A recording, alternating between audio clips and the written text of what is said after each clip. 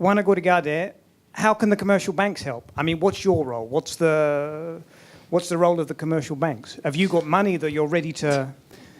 Yes. Are you just looking for the right projects? What's the blockage? Yes, actually, it's very nice to be the only commercial bank along many IFIs. And yes, Romanian Commercial Bank is one of the key partners for the local economy, along with IFIs, of course. Whenever there's a strategic project, there is money. The problem is that if we say that things don't move, is that there are no projects and no requests on the table. I mean, we talk about big, let's say, larger projects. We talk about port.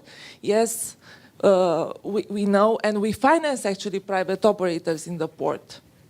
But if we have to have a larger scale development, you need first to have a plan. You need to have first, let's say, your own equity contribution, and then the banks have both willingness and the capability to finance longer than 10 years if needed. So I think that the scene is set from that perspective.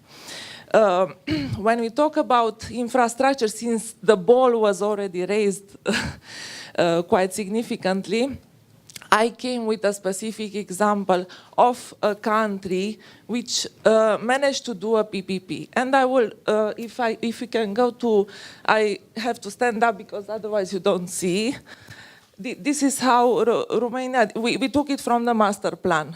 And this is actually how Romania should look like in terms of highways after all this investment until 2030. So this is actually the objective. If we can go further. Next. This one. Okay, so it was a benchmark project, design, build, finance, operate.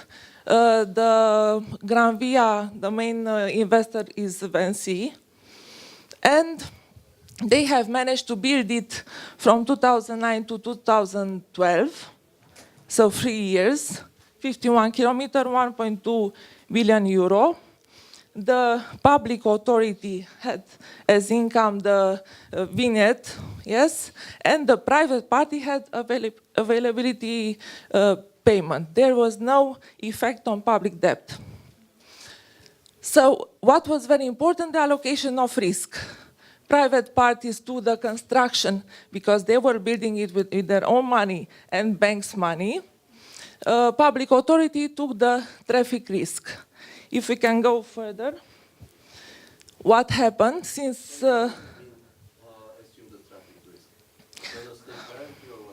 No, it was not a state guarantee, so it was, for instance, if there was no car going on that highway, the state would still pay the availability fee, which means the fee for the investor to make available, to keep in good shape the highway.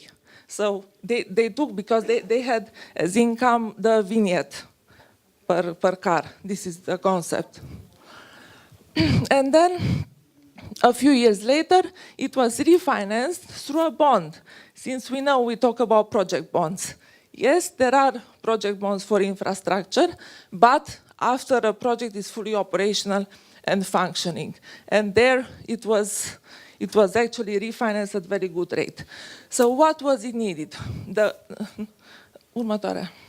key success factors. First of all, a clear will from the public party to make it and to go through all the difficulties.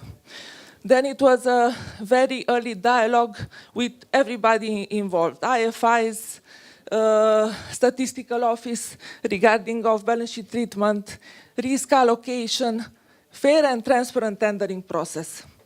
So this is actually what it took 10 years ago, Slovakia to build a highway in PPP. This was... You just mentioned the bond issue. I mean, it's fair to say that the capital markets in Romania are criminally underused when it comes to financing, pretty much anything, to be perfectly honest. Is that true? Yes, I mean...